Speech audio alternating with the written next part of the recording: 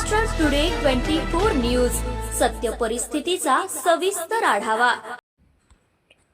जालना गोळीबार प्रकरण उलगडले, तरुणाच्या हत्येतील 2 आरोपींना अटक, जालना पोलिसांनी कारवाई केली। जालना शहरातील नूतन वसाहत परिसरात शुक्रवारी रात्री घडलेल्या खळबळजनक गोळीबाराच्या घटनेचा उलगडा पोलिसांनी केला आहे। जलद गतीने कारवाई करत जालना पोलिसांनी एका तरुणावर गोळीबार करणाऱ्या 2 संशयितांना अटक केली। मिळालेल्या वृत्तानुसार शुक्रवारी रात्री 8:30 वाजता जिल्हा रुग्णालय रस्त्यावर स्कूटरवरून आलेल्या 2 तरुणांनी चरण रायमल 27 यांच्यावर देशी बनावटीच्या पिस्तूलने गोळीबार केला। रायमल गंभीर जखमी झाला। त्याला उपचारासाठी खासगी रुग्णालयात नेले जात होते, परंतु वाटेतच त्याचा मृत्यू झाला। घटनेचे गांभीर्य लक्षात घेता वरिष्ठ पोलीस अधिकाऱ्यांनी तात्काळ कारवाई हाती घेतली। संशयिताचा शोध घेण्यासाठी अनेक विशेष पथके तयार करण्यात आली आणि शहर आणि आसपासच्या परिसरात सघन शोध मोहीम करण्यात आली। सततच्या प्रयत्नानंतर शनिवारी पहाटे 2 वाजण्याच्या सुमारास पोलिसांनी अंबड रोडवरील काजला फाटा परिसरात पळून जाण्याच्या तयारीत असलेल्या 2 संशयितांना अटक केली। जालना रोडवरील काजला फाटा परिसरात पळून जाण्याच्या तयारीत असलेल्या 2 संशयितांचा पोलिसांनी पाठलाग करून त्यांना पकडले। अटक केलेल्या संशयितांची ओळख अजय विजय आमलेकर आणि अमन शैलेंद्र ढिल्लोड, दोघेही राहणार मातोश्री लॉन, जालना अशी आहे। वरिष्ठ अधिकाऱ्यांच्या मार्गदर्शनाखाली कदीम जालना पोलीस ठाण्याच्या पथकाने ही कारवाई यशस्वीरित्या पार पाडली। पोलीस सध्या संशयिताची सखोल चौकशी करत आहेत आणि गोळीबारामागील हेतू, संभाव्य शत्रुत्वाचा समावेश आहे का याचा तपास करत आहेत।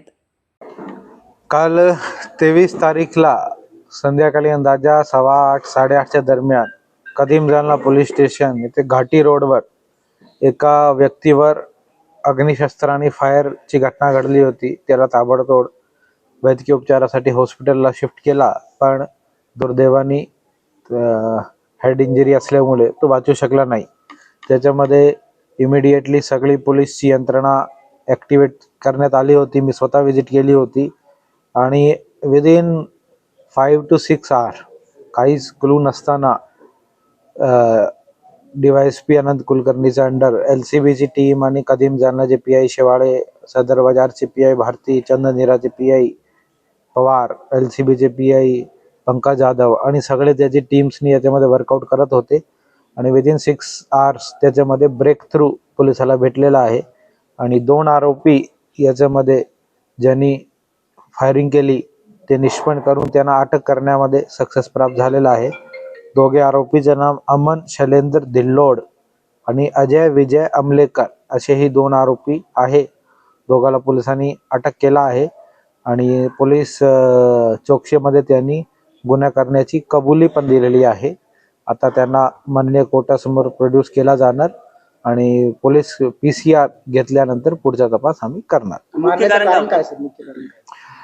अजून याचं इंटरोगेशन सुरू आहे, पण प्रायमा फेसी काही दिवस अगोदर काही भांडण झाले होते असा दिसते जो आरोपीचा जो सांगणं आहे आणि त्याचा राग मनात धरून ही घटना करलेली असा वाटत आहे, पण अजून ही प्रिलिमिनरी स्टेज आहे। निवडणुकीत काही कारण नाही, इलेक्शनचं काही रिलेशन नाही। आरोपींनी नशा केल्यामधून फायर झाले की 2 वेगवेगळे आता ही तर फोरेन्सिक अनालिसिस नंतर लक्षात येईल, पण बऱ्यापैकी दोघांकडे वेपन होते असं समजते।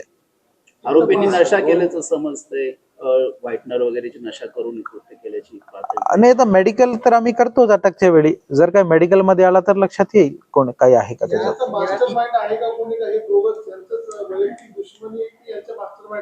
आणि आता आम्ही सगळे अजून भरपूर अँगल आहे। वेपन कोणी दिला, सप्लाय कोणी केला, कोणी त्याच्यामध्ये अजून कॉन्स्पिरेसी मध्ये इन्व्हॉल्ड आहे का, कारण फॅमिलीचा विक्टिमची फॅमिलीचा अजून काही लोकांवर संशय आहे की ते पण त्याच्या मागे असू शकते। तर आम्ही सगळे अँगल अजून तपास करणार आहे। किती गोळ्या झाडल्या गेल्या आणि सतत किती आम्हाला जो घटनास्थळावरून भेटले ते 4 MTK सापडले होते, पण ते आता पोस्टमॉर्टम नंतर लक्षात येईल एक्झॅक्टली किती इंजुरी आहे। यांच्याकडून काही वेपन जप्त केलेत का आणि हे काही रेकॉर्डवरले आरोपी आहेत का? वेपन जप्ती वगैरे आता पोलीस कस्टडी PCR भेटल्यानंतर सगळा मेमोरेंडम पंचनामा वगैरे थ्रू करण्याचा आमचा तो असणार आहे, सो दॅट केस स्ट्रॉंग राहायला पाहिजे। आणि दुसरा काय विचारला, क्रिमिनल रेकॉर्ड। ह्या अमन ढिल्लोड याच्यावर 2025चा एक मारामारीचा केस आहे। ज्याच्यामध्ये याच्यावर चार्जशीट गेलेली आहे. त्याच्यावर त्यावेळी डिसेंबर 2025 मध्ये प्रिव्हेंटिव्ह ऍक्शन पण ऍडिशनल एसपी समोर झालेला आहे.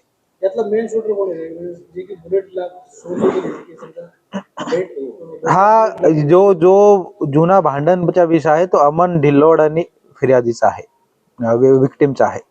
ते जालना शहरातील की आउट ऑफ कुठले ते हे लोकल आहे, त्याच परिसरात राहणार आहे. मातोश्री लॉन वगैरे त्या भागात राहणार आहे.